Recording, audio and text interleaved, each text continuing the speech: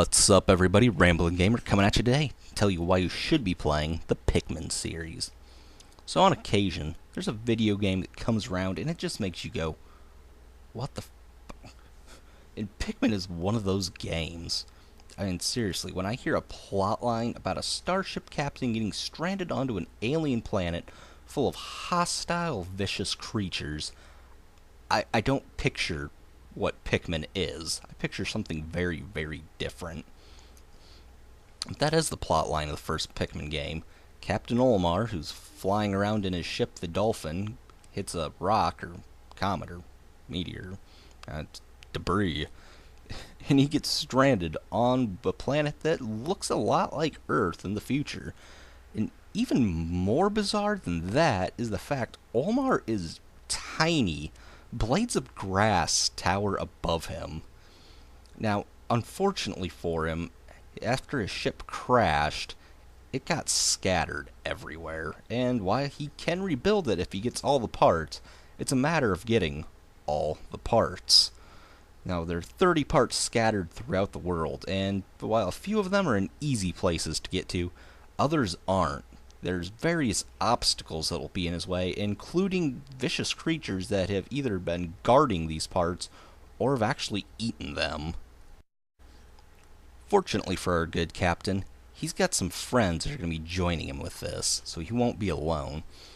Olimar discovers the Pikmin, a strange, small plant-like race that acts a lot like ants, and they display a surprising amount of intelligence, being able to move objects, break down walls, and build bridges. Now, while the individual Pikmin by itself isn't very strong, it's when they get into groups that they can do surprising feats. Despite this, not everything's great for Olimar. He only has 30 days before his life support runs out, and he has to find all 30 parts to his ship. Meaning, yep, you have 30 days to find 30 parts. Now, even worse is that at night, vicious nocturnal creatures come out in droves, meaning that Olimar and the Pikmin have to flee into the planet's atmosphere in order to survive. And I shouldn't have to really tell you, but this means that time management in this game can be everything. You need to decide whether or not your day is going to be filled with simply taking out enemies and repopulating your Pikmin population, or building bridges and taking out other enemies and going after parts. And the entire thing is really, it's a big time management game, and there's a lot of obstacles that can get in your way very quickly. Now, there are multiple colors of Pikmin. Some have special abilities depending on their color, such as red Pikmin being fireproof or blue Pikmin being able to breathe in water. Pikmin 2 expands on the first game.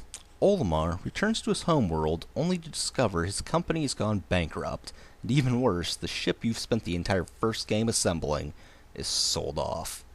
It is discovered, however, that on the Pikmin planet there's an entire slew of treasures. These things include ridiculous things like bottle caps, jewels, and fruit, and further supporting the fact that this is, in fact, Earth. Now, the game features plenty of new enemies, 2 new Pikmin, and new characters. And time management in this one isn't as big of a part of the gaming.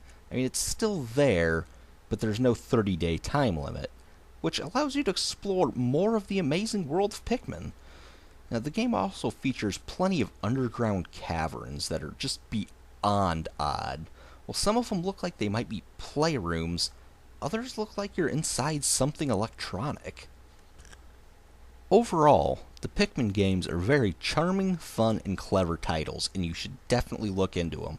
A third title is currently in the works for the Nintendo Wii U.